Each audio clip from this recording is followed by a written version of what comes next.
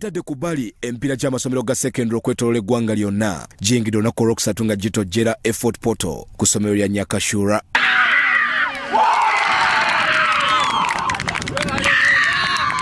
Royal Giant High School Mitiana be bamu ku bafunye obuwanguzi olunaku olwaleero nga bakubye Nganwa High School goal emu ku bwereere ate nga Ginger SS bagudde maliri ne Standard High zana. Ku Nationals ensonga eviirayo ddala lwaki zino baziyita Nationals.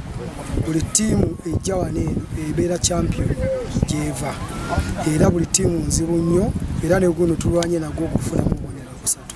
Tukubye goal emu naye tusuubira omupiira oguddako tujja guwininga ebadde match ey'okubiri.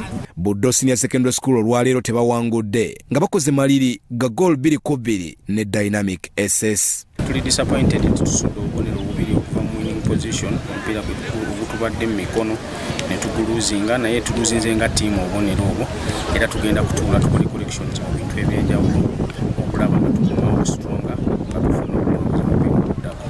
St Kalemba okuva e Kayunga balaze omutindo olunaku olwaleero nga bakubye Bukedia goals 3 ku bwereere. Twafunamu obuzibu okutandika tetwasobola kuteekawo mbeera emala omupiira gwa Standard High tuddayo mu dressing room netwetereza kikitusozeza omupiira gwaleero.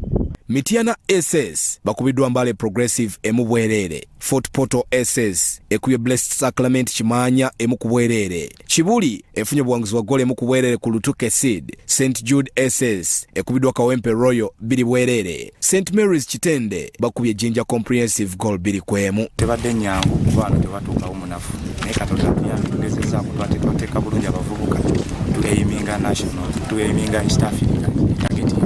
Abalala bawangudde empiira gyabwe olwaleero kuliko Tororo Progressive, Panyadori ande Mwesigwa SS, Teso Progressive, Lyakashinga Che n'amasomero amalala. Abel Chitaka, Eric Sebalamu ne Grace Segirinya, Salt TV,